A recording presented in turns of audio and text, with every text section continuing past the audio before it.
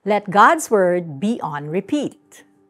Sa pagpanaw ni Moses, si Joshua ang hinirang na mag-lead sa Israelites papunta sa Promised Land, ang Canaan. Sa Joshua chapter 1, verses 7 to 9, kapansin-pansin na imbis na military strategies, 2 punto ang bilin ng Diyos sa kanya. Una, maging matapang at matatag. Ang pangalawa ay ang patungkol sa aklat ng kautusan na iniwan ni Moses. Obey, study, and meditate on it day and night. Sa panahon natin, relevant pa ba ang kautusang ito? And what does it mean to meditate on God's Word day and night? In 2 Timothy chapter 3, verses 16 and 17, Apostle Paul told his disciple Timothy that all Scripture is God-breathed and is useful for teaching, rebuking, correcting, and training in righteousness, so that the servant of God may be thoroughly equipped for every good work.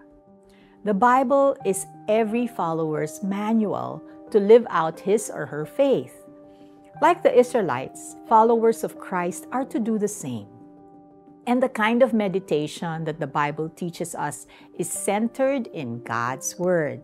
Hindi ito emptying of the minds or manifesting the things we want.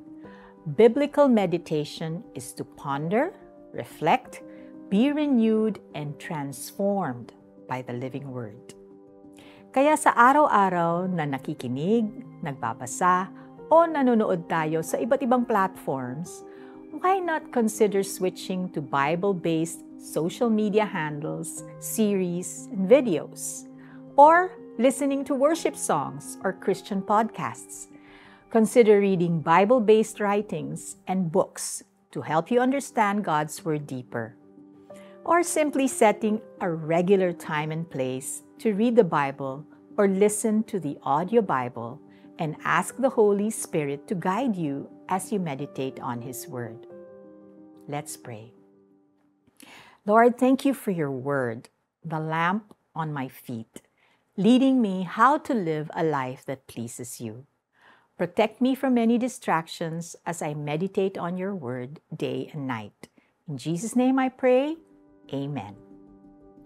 Commit yourself to memorizing a Bible verse or two. Write this on a sticky note or somewhere that can help you memorize and meditate on it throughout the day. Or listen to an audio Bible and put the verse on repeat. Huwag mong kaliligtaang basahin ang aklat ng kautusan. Pagbulay-bulayan mo yon araw at gabi upang matupad mo ang lahat ng nakasaad doon. Sa ganon, magiging masagana at matagumpay ang iyong pamumuhay.